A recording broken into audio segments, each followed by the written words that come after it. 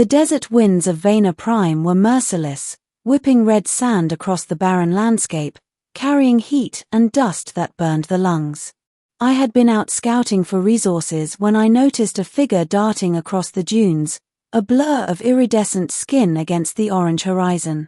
At first, I assumed it was one of the local scavengers, perhaps hunting or fleeing some unseen predator. But as the figure approached, I realized it moved unlike any human or any creature I had encountered before. The alien was tall and willowy, her limbs elongated, with skin that shimmered between shades of silver and violet. Her eyes glowed faintly, reflecting the dying sun, and her movements were sharp, almost predatory. She didn't notice me at first, sprinting across the sands with frantic determination, clearly seeking something or someone. I hesitated. Approach or ignore?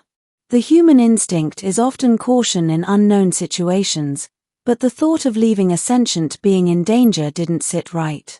I waved, shouted, and even fired a small flare from my hand to draw her attention. The alien halted abruptly at the edge of the signal, her eyes locking on me.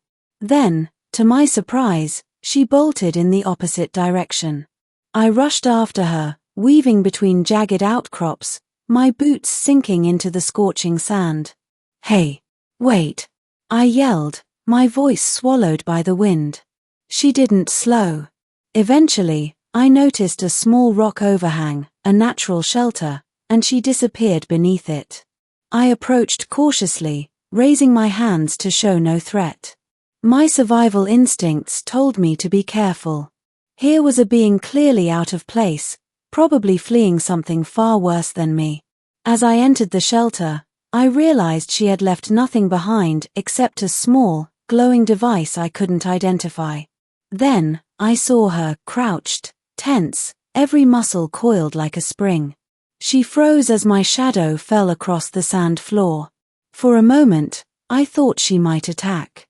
Then her head tilted, and her glowing eyes widened in shock. "Human," she whispered, not in words, but in a melodic resonance that vibrated in the air. Her tone was both incredulous and wary. "Yes," I said carefully. "I'm human. Don't worry. I won't hurt you." She seemed torn. Her body sagged slightly, almost as if she were struggling to reconcile something she hadn't expected. Her glimmering skin shifted, subtle waves of color running along her arms and shoulders. I realized then that her flight hadn't been out of fear of the environment, it had been fear of me.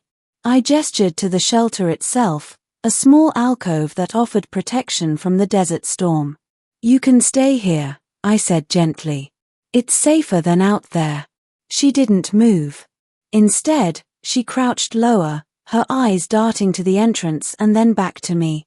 It was clear that trust was not something she extended lightly. I decided to give her time, sitting back against the wall of the shelter, letting the storm rage outside. Hours passed. The wind screamed, sand grinding against the rocks, yet inside the shelter, a fragile calm persisted. I offered her water, cautiously, and she regarded it with suspicion before extending one delicate hand. The liquid shimmered oddly as it touched her fingers, and she drank carefully, each movement precise, measured. Gradually, I learned that she understood some of my words, though not all. I began speaking slowly, using gestures, pointing to objects, mimicking her postures. Little by little, the alien began to relax, her body less coiled, her glowing eyes softening. As the night deepened, I finally dared to ask the question that had been burning in my mind. "Why were you running?" Her response was complicated. Not in words, but in a series of gestures, glances, and vibrations that resonated in the shelter's stone. I watched and mirrored, slowly deciphering meaning. She had been pursued not by humans, not by animals, but by a patrol of her own species.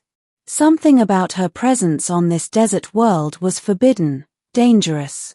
"You're exiled?" I asked carefully, pointing to her, then to the horizon. Her subtle shake of the head indicated that it wasn't that simple. She was not technically exiled, but her position, or perhaps her mission, had placed her in jeopardy. She needed to hide, and by sheer coincidence, my shelter had become that refuge. I nodded. I understand, I said. You're safe here, at least for now. Her head tilted, and for the first time, I sensed a spark of recognition, gratitude mixed with incredulity.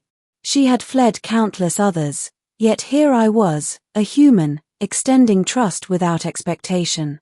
The storm outside began to subside, leaving behind a cooler, star-filled sky. The alien moved closer to the fire I had started, its glow reflecting in her iridescent skin. She still didn't speak, yet I could feel a rhythm in her breathing that matched my own. There was an unspoken truce forming, fragile and delicate, yet undeniable. As the first light of dawn broke across the desert, she approached the entrance of the shelter.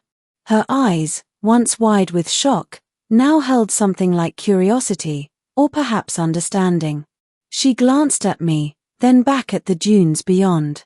It was clear she was considering leaving, returning to whatever world or obligation had forced her to flee. But then she looked at me again and stopped. The pause was long, weighted. Her glowing eyes studied mine, reading, measuring. It was as if the simple fact of my humanity had altered her calculations entirely. Here, in this small desert shelter, the alien woman realized that not all beings were predators, not all strangers posed a threat. And in that recognition, I saw something extraordinary, a tentative connection forming across species, trust built not on words, but on shared experience. Over the next few days, we fell into an unusual rhythm. She remained cautious, but the initial fear began to fade. I taught her simple human ways of survival, how to filter water, how to maintain fire, how to read subtle shifts in the environment. She, in turn, showed me aspects of her physiology and perception I could never have imagined, the way her eyes could see electromagnetic currents in the sand, the way her skin absorbed and reflected heat, and the subtle resonance she used to communicate with distant entities. We learned from each other, a mutual education that transcended language. Slowly, I began to understand her culture, her instincts, and her ways of interacting with the world. She began to mimic some human behaviors as well, smiling in a way that mirrored my gestures, tilting her head at curiosity, and even responding to my humor with a subtle ripple in her skin. It was a fragile friendship at first, built on necessity and survival. But it grew, strengthened by shared danger and the quiet understanding that, despite our differences, we could rely on one another. One evening, as we watched the twin moons rise over the desert horizon, she finally touched my arm. The touch was light, almost tentative, yet it carried a weight I could not describe. She leaned slightly closer, and I felt the resonance of her presence settle around me, a warm, calming frequency that seemed to ease the exhaustion and fear of the past days. Thank you, she said, her voice still melodic and alien, yet recognizable now. You don't have to speak human to communicate, I said with a smile. I understand. Her eyes glimmered, reflecting both surprise and approval. For the first time, I felt that she trusted me completely, not as a temporary refuge, not as a passing curiosity, but as a companion in this strange, harsh world.